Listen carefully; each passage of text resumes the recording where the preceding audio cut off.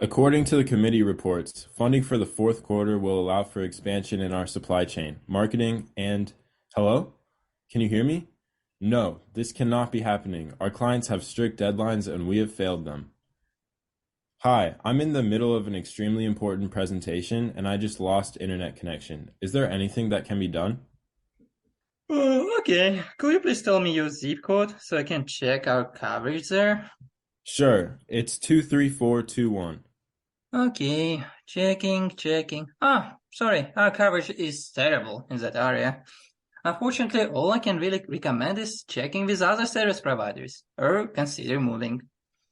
Move? Are you serious? Yep, I have several zip codes that you could consider moving to that have far better coverage. You could look at 2337, 23314, 24714. Wow, this is just ridiculous. You shall have chosen wiser. Have a nice day, sir. COVID confirmed just how reliant we are on the internet. As of 2022, 26% of US employees work from home, and 40% of workers believe their productivity is improved while working remote. It seems as if this trend towards remote workspaces is likely to stick, and the US economy will only grow more reliant on the internet in the future.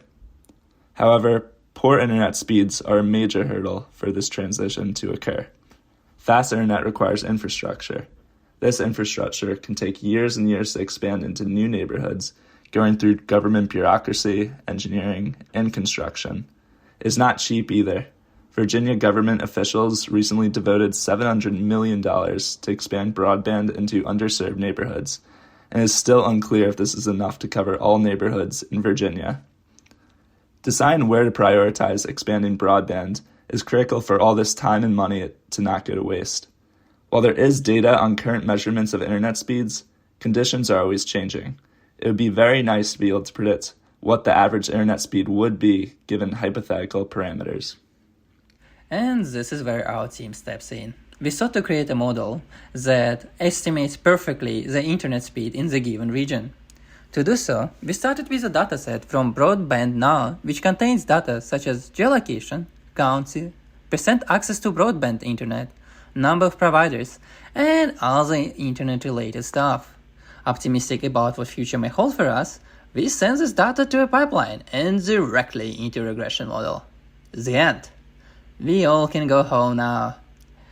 Or at least this will be the case in a perfect world. Unfortunately, in reality we live in, the dataset was in desperate need of cleaning. And the cleaning it got. What do you do when your model struggles with data prediction? You throw more data at it. But carefully. This is where future engineering begins. So, we started with converting zip codes into latitude and longitude. Then, we added population density for each region and parsed the data accordingly. Still, our model was barely beating a random coin flip generator. So, we decided to unleash a kraken we did not dare to look upon before. There was a column representing fastest internet speed in the region. We decided to convert this numerical quantity into a new feature, general internet quality. This feature consists of 6 categories, varying from worst to super.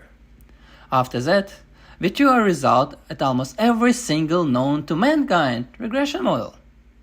And it worked. The top 3 performers were Random Forest Regressor with an R2 score of 86.7%, Decision Tree with an R2 score of 80.4%, and Gradient Boosting Regressor with an R2 score of 72.2%. Our model's biggest shortcoming is the limited number of data points it was trained on. The training dataset had only 732 entries. Furthermore, some of the features are very specific, and finding data that matches these features could be a challenge, but is hopefully still collected by organizations like Broadband Now in the future. Our random forest regressor provides a reliable prediction of the average internet speeds with an R2 score of 86.7%. With the Virginia government pledging to provide universal broadband coverage by 2024, this model can be used to predict what quality of broadband will be provided, given the hypothetical infrastructure they build. Furthermore, it can be used to predict internet speeds in future conditions. such as a different population or population density, with the current infrastructure. Both these applications will inform engineering leaders and policymakers on where and how much to expand infrastructure.